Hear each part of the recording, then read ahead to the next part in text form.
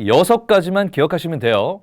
첫째, 충격, 이혼, 불륜, 재산탕진, 교도소 범죄.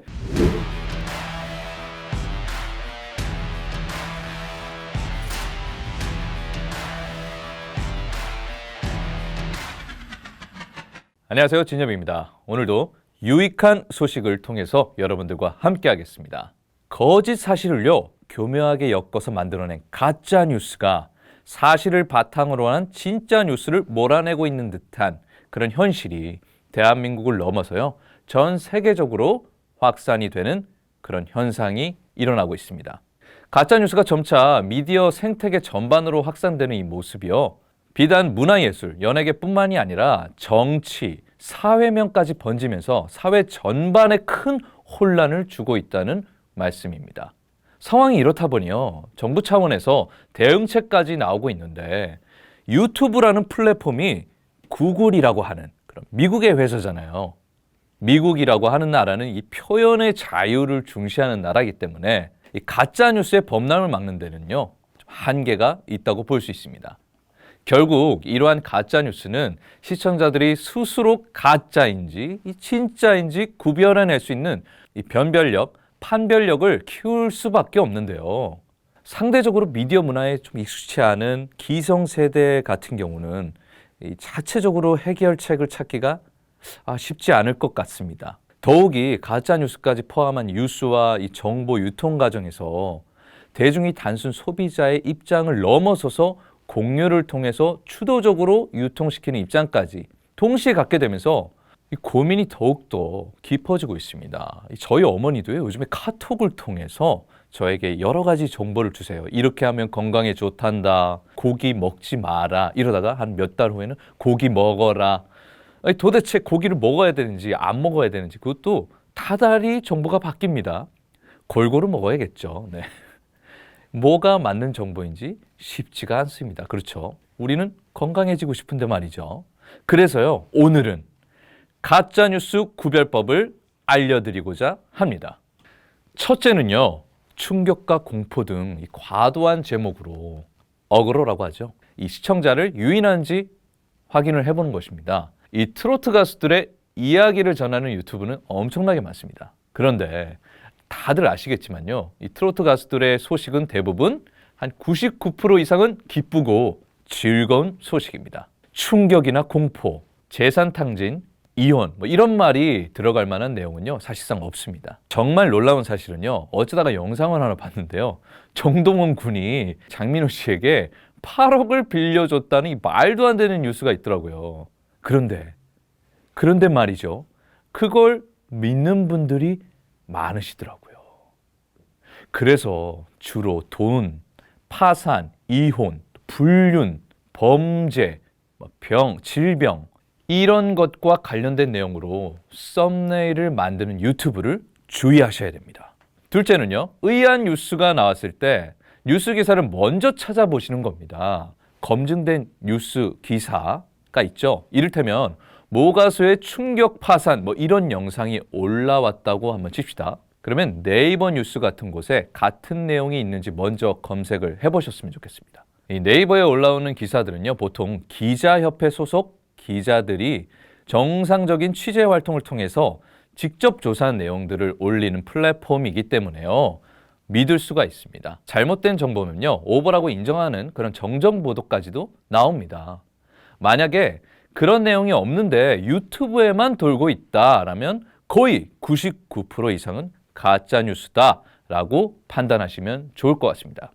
그래서 기자 출신 유튜버들은요, 신뢰하고 또 볼 수 있는 겁니다. 세 번째는요, 얼굴을 가리거나 익명으로 유튜브를 진행하시는 그런 채널들이 있습니다.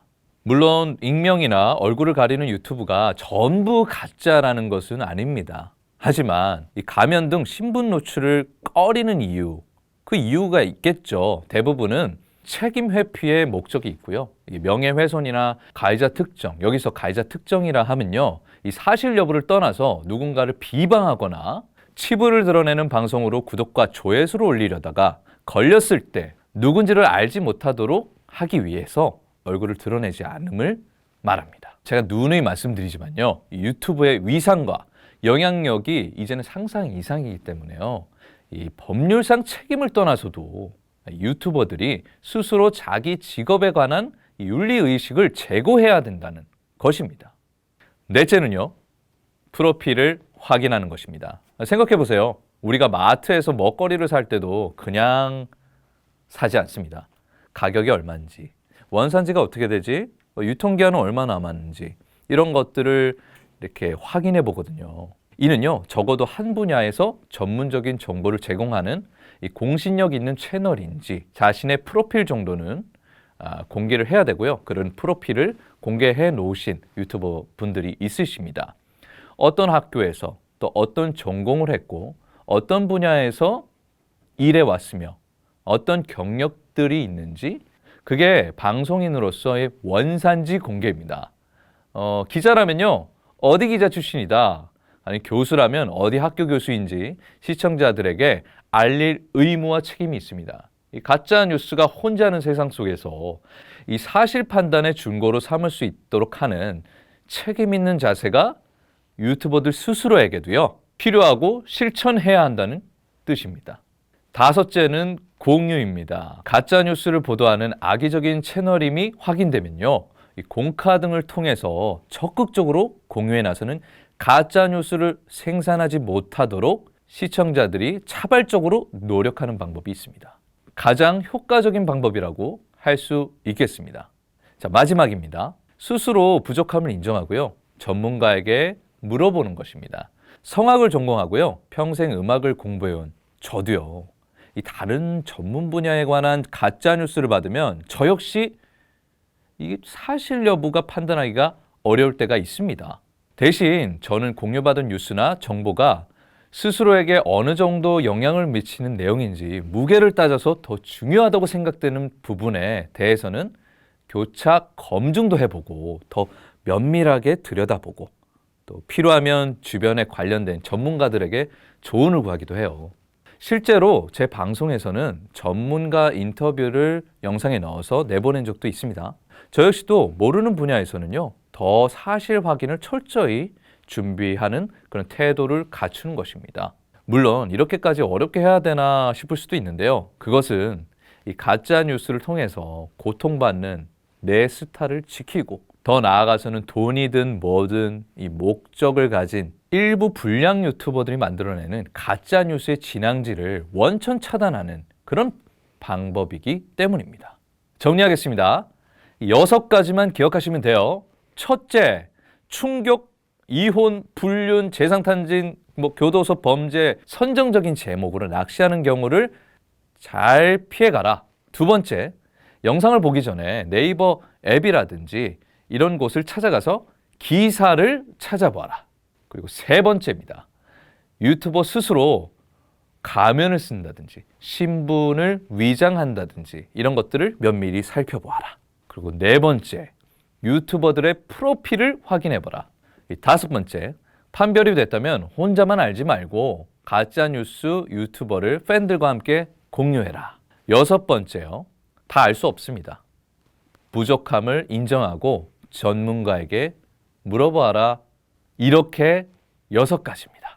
그래서 앞으로도요, 이 트로트 가수를 좋아하는 여러분들이 하나의 영상을 보더라도 새로운 것을 배울 수 있고 그리고 유용한 정보라고 느낄 수 있는 좋은 영상을 저희가 제작하도록 노력을 더하겠습니다.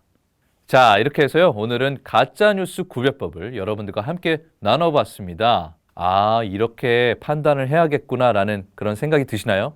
어떠셨어요? 좋으셨나요? 좋으셨으면 아시죠? 구독과 좋아요 그리고 알림 설정까지 부탁드리겠습니다. 감사합니다.